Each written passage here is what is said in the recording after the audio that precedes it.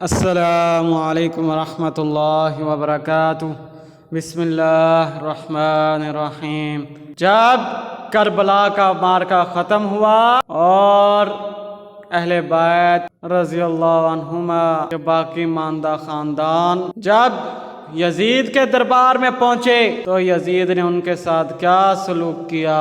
جن بھائیوں نے ابھی تک ہمارا چینل سبسکرائب نہیں کیا وہ ہمارا چینل سبسکرائب کریں، لائک کریں اور اپنی رائے کا اظہار کمنٹس میں ضرور کریں۔ جب اہل بیت یزید کے دربار میں پہنچے تو یزید نے اس بات کا اعتراف کیا کہ اس کے والد میرے والد سے بہتر تھے، ان کی ماں فاطمہ رضی اللہ عنہا میری ماں سے بہتر تھیں، ان کے جد رسول اللہ صلی اللہ علیہ وسلم میرے جد سے بہتر تھے، اس میں کوئی شک نہیں کہ ان کا خاندان میرے خاندان سے بہتر ہے۔ پھر یزید کے گھر کی عورتیں اور معاویہ رضی اللہ عنہ کی بیٹیاں اور سب گھر والے غمگین ہو گئے۔ فاطمہ بنت حسین جو سکینہ رضی اللہ عنہما سے عمر میں بڑی تھی کہنے لگیں، اے یزید، رسول اللہ صلی اللہ علیہ وسلم کی بیٹیاں بندیاں بنیں گی؟ یزید نے کہا، اے بھتیجی، مجھے یہ امر بہت ناگوار گزرا کہ رسول اللہ صلی اللہ علیہ وسلم کے گھرانے کو قیدی بنایا گیا۔ انہوں نے کہا، واللہ ہمارے پاس ایک چھلا بھی نہ رہنے دیا۔ یزید نے جواب دیا، بھتیجی، جتنا مال تمہارا لٹ گیا میں اسے بڑھ کر تمہیں دوں گا۔ پھر یہ سب لوگ یزید کے گھر لائے گئے۔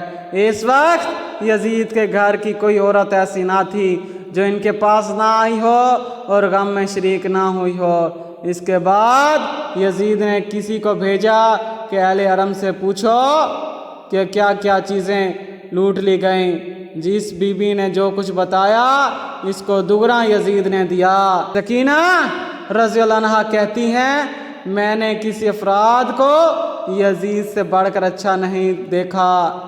اسیروں میں جب علی بن حسین رضی اللہ عنہ یزید کے سامنے لائے گئے، یزید نے پوچھا، علی تم کیا کہتے ہو؟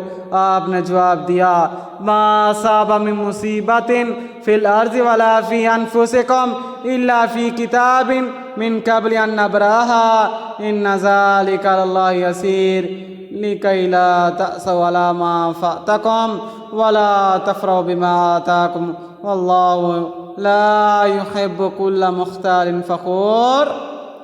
انہوں نے یہ آیت پڑھی، نہ تو روح زمین پر نہ تم لوگوں پر کوئی مصیبت نازل ہوتی ہے مگر یہ تمہارا پیدا ہونے سے پہلے ہی لکھا جا چکا ہے۔ اللہ کے نزدیک تو یہ آسان سی بات ہے، یہ اس واسطے سے ہے کہ کسی چیز کے فوت ہونے کا غم نہ کرو اور کسی چیز کے مل جانے پر خوش نہ ہو، اور اللہ کسی اترانے والے اور فخر کرنے والے کو دوست نہیں رکھتا۔